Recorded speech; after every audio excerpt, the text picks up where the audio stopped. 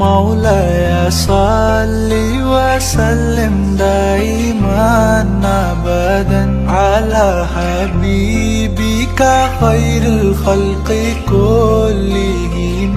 مولاي صل وسلم دائما أبدا على حبيبك خير الخلق